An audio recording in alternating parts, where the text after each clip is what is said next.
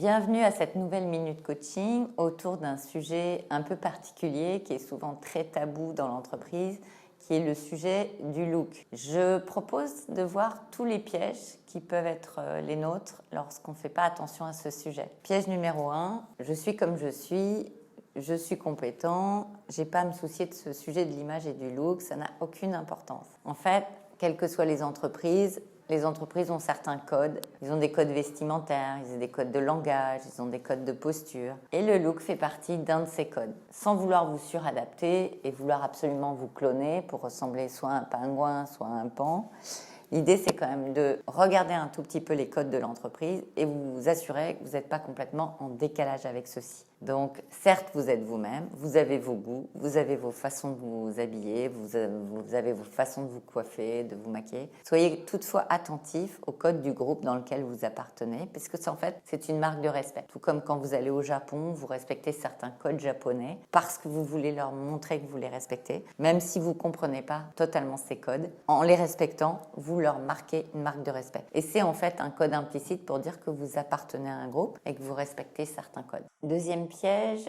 c'est l'extravagance, c'est-à-dire vouloir être dans un style qui marque absolument votre différence, votre originalité à un point qui fait que ça devient too much. Pour cela, c'est compliqué parce qu'il faut demander du feedback à vos équipes, aux personnes que vous appréciez dans l'organisation pour leur dire qu'est-ce que tu penses de la façon dont j'ai choisi mon style, je sais que c'est mon style, il est assez extravagant, mais j'aime bien, et voir si ça pose un problème ou si ça dérange l'environnement.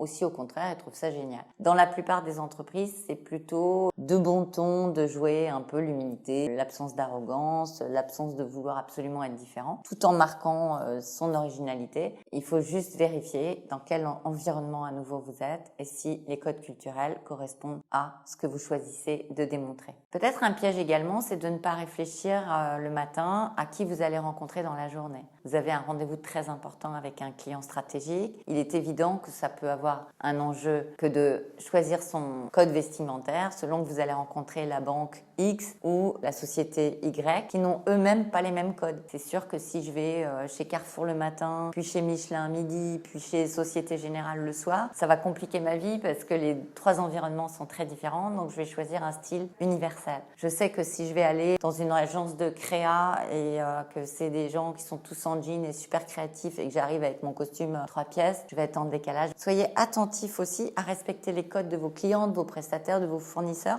parce que pour eux, c'est une marque de respect également. Dernière chose, le sujet de l'image et du look est tellement tabou que vous aurez très peu d'occasions d'avoir un vrai feedback honnête de la part de vos collaborateurs, de vos collègues ou même de vos boss. Et pourtant, nous, en tant que coach, nous recevons régulièrement des feedbacks en disant « Est-ce que vous pouvez lui expliquer que s'il veut être nommé dirigeant, il doit absolument faire attention à sa posture, à son look ?» Et donc, très souvent, ça retombe sur nous, coachs, le feedback qui doit être fait, la formation, il y a des coachs en look, etc.